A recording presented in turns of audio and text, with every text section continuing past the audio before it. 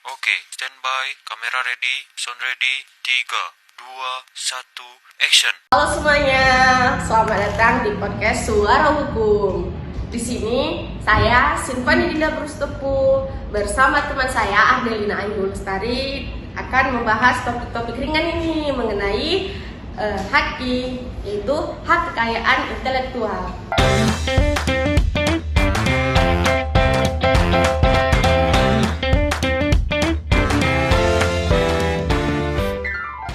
Jadi kita di sini akan membahas tentang apa sih HAKI itu dan apa dampaknya kalau kita tidak membuat HAKI. Oke, tidak berlama-lama, langsung saja kita say hello dulu dengan teman saya. Halo semua, selamat pagi. Oke, kita mulai dari yang dasar dulu ya, Del.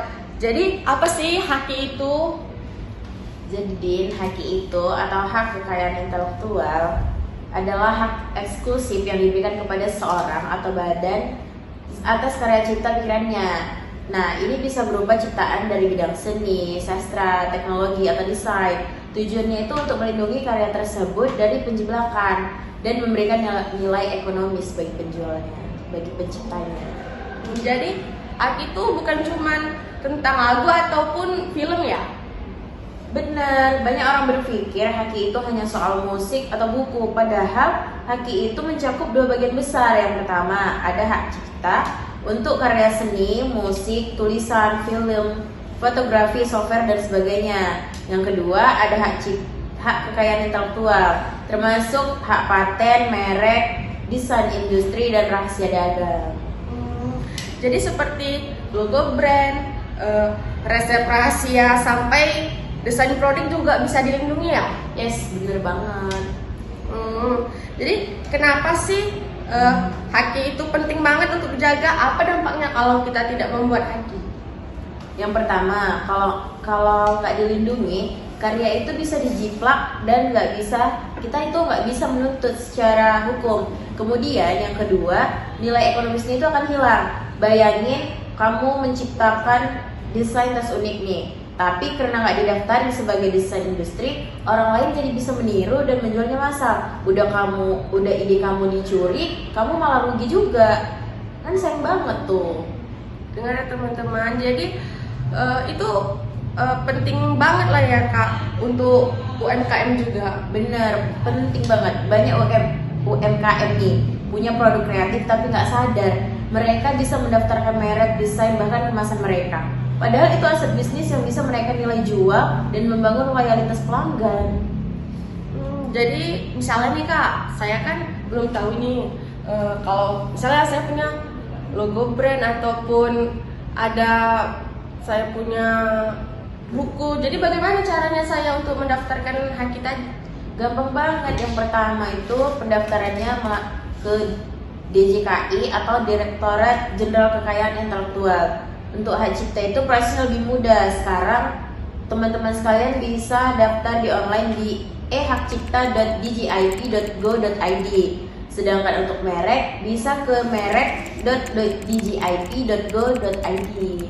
Jadi mengenai pembuatan itu untuk biayanya mahal tidak itu deh? Enggak dong, nggak mahal. Untuk hak cipta itu bisa mulai dari 200 ribuan tergantung jenis karyanya. Kalau untuk merek sekitar 1,8 juta untuk UMKM dan berlaku selama 10 tahun.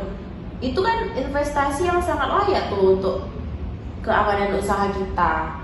Berarti tidak serumit yang orang-orang lain bayangkan lah ya? Enggak sama sekali. Sekarang prosesnya sudah banyak digital dan transparan. Jadi nih Del, ada nggak gitu kasus nyata yang bisa jadi pelajaran buat kita soal HAKI ini? Banyak, contohnya tuh kayak pemilik brand lokal yang nggak daftarin merek, kemudian brandnya didaftarkan oleh orang lain gitu kan.